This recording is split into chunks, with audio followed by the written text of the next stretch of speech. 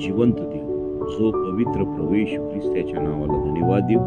करिंथरास पहिले पत्र याचा 15वा अध्याय याच्या 6व्या वचनापासून मी आपल्यासाठी वाचतो. त्यातील बहुतेक आजपर्यंत हयात आहेत आणि कित्येक महानिद्रा घेत आहेत. त्यानंतर तो याकोबाला मग सर्व प्रेषितांना दिसला आणि जणू काय अकाली जन्मलेला जो मी, त्या मलाही सर्वांच्या शेवटी दिसला. कारण प्रेषितात मी कनिष्ठ आहे. प्रेषित म्हणावयास मी योग्य नाही, कारण मी देवाच्या मंडळीचा छळ केला.